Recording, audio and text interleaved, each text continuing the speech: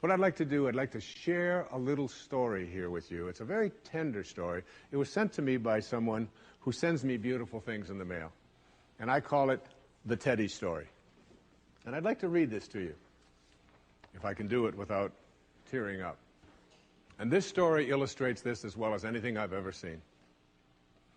There's a story many years ago of an elementary school teacher.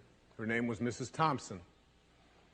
As she stood in front of her 5th grade class on the very first day of school, she told the children a lie. Like most teachers, she looked at her students and said that she loved them all the same. But that was impossible because there in the front row, slumped in his seat, was a little boy named Teddy Stoddard. Mrs. Thompson had watched Teddy the year before and noticed that he didn't play well with the other children, that his clothes were messy and that he constantly needed a bath. Teddy could be unpleasant. It got to the point where Mrs. Thompson would actually take delight in marking his papers with a broad red pen and making bold X's and then putting a big F at the top of his papers. At the school where Mrs. Thompson taught, she was required to review each child's past records, and she put Teddy's off until last. However, when she reviewed his file, she was in for a surprise. Teddy's 1st grade teacher wrote, "Teddy is a bright child with a ready laugh. He does his work neatly and he has good manners. He's a joy to be around." His 2nd grade teacher wrote, "Teddy's an excellent student, well liked by his classmates, but he's troubled because his mother has a terminal illness and life at home must be a struggle." His 3rd grade teacher wrote, "His mother's death has been hard on him. He tries to do his best, but his father doesn't show much interest, and his home life will soon affect him if steps aren't taken."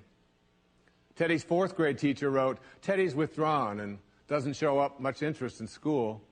He doesn't have many friends, and sometimes he even sleeps in class." By now, Mrs. Thompson realized the problem, and she was ashamed of herself. She felt even worse when her students brought her Christmas presents wrapped in beautiful ribbons and bright paper, except for Teddy's. His present was clumsily wrapped in heavy brown paper that he got from the grocery bag. Mrs. Thompson took pains to open it in the middle of the other presents. Some of the children started to laugh when she found a rhinestone bracelet with some of the stones missing and a bottle that was 1/4 full of perfume. But she stifled her children's laughter when she exclaimed how pretty the bracelet was, putting it on and dabbing some of the perfume on her wrist. Teddy Stoddard stayed after school that day just long enough to say, "Mrs. Thompson, today you smell just like my mom used to." After the children left, she cried for at least an hour. On the very day, she quit teaching reading, writing, and arithmetic, and instead, she began to teach children. Mrs. Thompson paid particular attention to Teddy. As she worked with him and his mind seemed to come alive, the more she encouraged him, the faster he responded. By the end of the year, Teddy had become one of the smartest children in the class, and despite her lie, became one of her teacher's pets. A year later, she found a note under the door from Teddy telling her that she was still the best teacher he ever had in his whole life. 6 years went by before she got another note from Teddy. He then wrote that he had finished high school 3rd in his class, and she was still the best teacher he ever had in his whole life. 4 years after that, she got another letter saying that while things had been tough at times, he stayed in school and stuck with it and would soon graduate from college with the highest of honors. He assured Mrs. Thompson that she was still the very best and favorite teacher he ever had in his whole life. Then 4 more years passed, and yet another letter came. This time he explained that after he got his bachelor's degree, he decided to go a little further.